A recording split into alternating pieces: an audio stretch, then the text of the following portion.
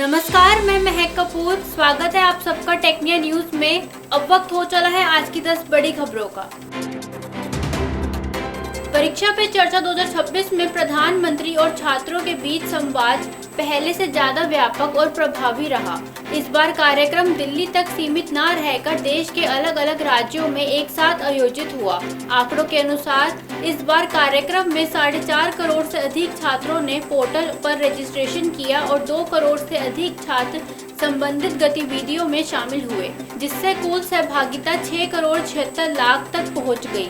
परीक्षा पे चर्चा कार्यक्रम में इस बार 28 लाख से ज्यादा शिक्षक और 6 लाख से ज्यादा अभिभावक शामिल हुए। इस दौरान पीएम मोदी ने दिल्ली के साथ कोयम्बटूर, रायपुर, देवमोगरा और गुवाहाटी में छात्रों के साथ सीधा संवाद किया। एनसीईआरटी से जुड़ी सभी जानकारियां अब आसानी से आपके व्हाट्सएप पर ही मिल जाएंगी। अब एनसीईआरटी खुद ही नोटिस, परीक्षा से जुड़ी सूचनाएं और जरूरी घोषणाएं व्हाट्सएप के जरिए आपके साथ साझा करेगा। इसके लिए एनसीईआरटी ने आधिकारिक व्हाट्सएप चैनल लॉन्च किया है। एनसीईआरटी की इस पहल से शिक्षा में तकनीक के उपयोग को बढ़ावा मिलेगा। साथ ही छात्रों के लिए ई बुक्स, डिजिटल कंटेंट और पढ़ाई की सामग्री के लिंक आसानी से उपलब्ध हो सकेंगे। शिक्षकों को वर्कशॉप, परीक्षण और नई योजनाओं की जानकारी भी मिलेगी। हरियाणा बोर्ड ने 10वीं की बोर्ड परीक्षा 2026 की डेटशीट जारी कर दी है। टाइम टेबल के अनुसार बोर्ड परीक्षाएं 26 फरवरी से 20 मार्च 2026 तक चलेंगी। 10वीं क्लास का पहला पेपर गणित का होगा और अंतिम paper national skills qualification framework विषयों का आयोजित किया जाएगा।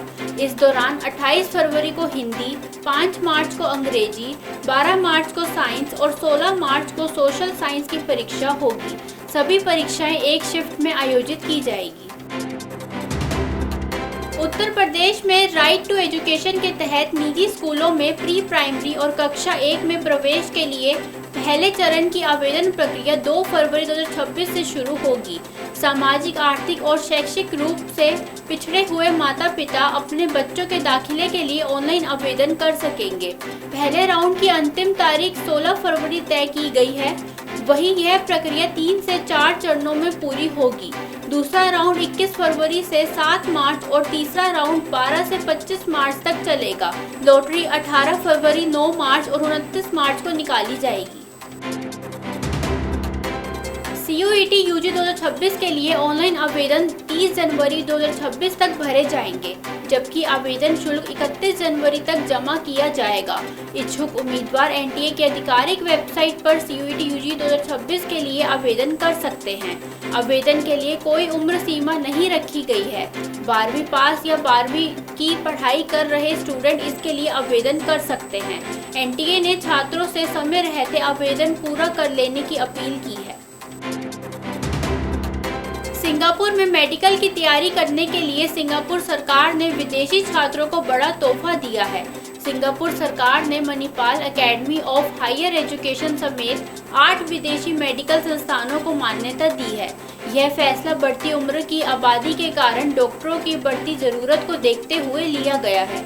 सिंगापुर स्वास्थ्य मंत्रालय और सिंगापुर मेडिकल काउंसिल के अनुसार अब सिंगापुर में मान्यता प्राप्त विदेशी मेडिकल स्कूलों की संख्या 112 से बढ़कर 120 हो गई है। नए सेशन से छात्र इन संस्थानों में आवेदन कर सकेंगे।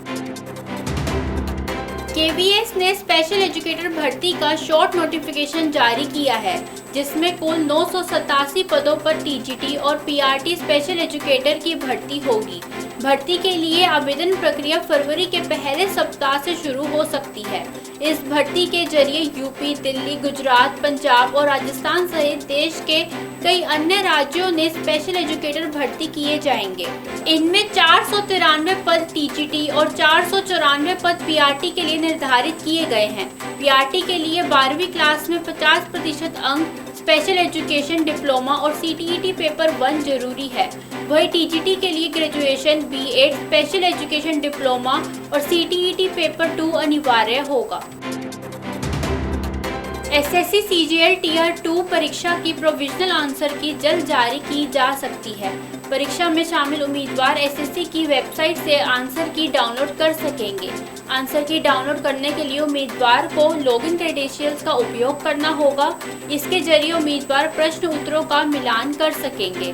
आधिकारिक सूचना के अनुसार सीजीएल के जरिए ग्रुप बी और ग्रुप सी के 14,000 से अधिक पदों पर भर्ती होगी। टीआर 2 परीक्षा 18 और 19 जनवरी 2026 को हुई थी। इंटेलिजेंस ब्यूरो ने सिक्योरिटी असिस्टेंट मोटर ट्रांसपोर्ट परीक्षा 2026 का रिजल्ट जारी कर दिया है। परीक्षा में शामिल उम्मीदवार गृह मंत्रालय की ऑफिशियल वेबसाइट पर अपना रिजल्ट देख और डाउनलोड कर सकते हैं। रिजल्ट पीडीएफ फॉर्मेट में जारी किया गया है। टीआर 1 परीक्षा 30 अक्टूबर को देश भर के विभिन्न केंद्रों पर आयोजित हुई थी। इसमें सफल उम्मीदवार अब टीआर 2 परीक्षा में शामिल हो सकेंगे।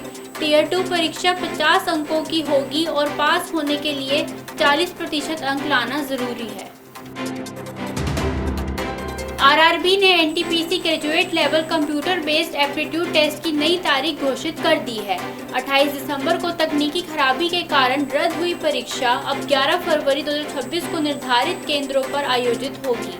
नोटिफिकेशन के अनुसार एग्जाम सिटी इंटीमेशन स्लिप परीक्षा से लगभग 10 दिन पहले जारी की जाएगी। एडमिट कार्ड परीक्षा से 4 दिन पहले वेबसाइट पर जारी किए जाएंगे। उम्मीदवार आरआरबी की आधिकारिक वेबसाइट पर लॉगिन कर सिटी स्लिप और हॉल टिकट डाउनलोड कर सकेंगे।